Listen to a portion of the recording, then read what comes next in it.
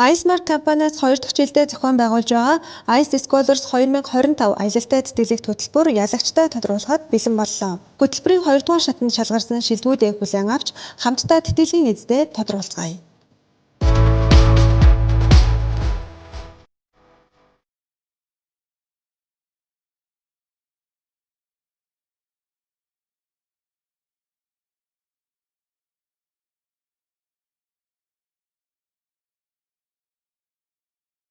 За өнөөдөр iSmart компани маань тэтгэлэг гадуурхах үйл ажиллагаа боллоо.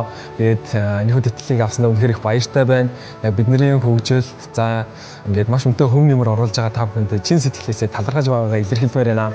За дараагийнхаа дүү нартай энэ тэтгэлэгтээ самрагдаарай гэж уриалмаар байна. Тэгээд бүгдээрээ чадна шүү. Өөрсдөө дайшлаарай.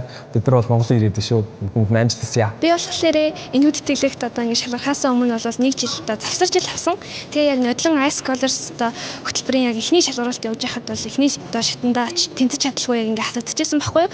Тэгээд яг ингээд жилийн туршид яг ингээд өөрийнхөө мөрөөдлийн төлөө маш олон үйлдэлүүдийг авч чадаад яг энэ жил дахиж одоо энэхүү тэтгэлэгтээ явуулаад бүр шилдэг 50-д шалгараад бүр тэндээсээ бүр шилдгийн шилдэг 2 хүүхдэд нь шалгарч чадсан. Тэгэхээр ерөнхийдөө бол хүүхдүүд нь өөрсдөө хязгаарч бэлгээж туулаарэ. Заавал энэхүү тэтгэлэгт материалаа явуулаад өөрсдөө сориод үзээрэй гэж хэлмээр байна. Ягаад гэвэл энэ бол үнэхээр том боломж шүү.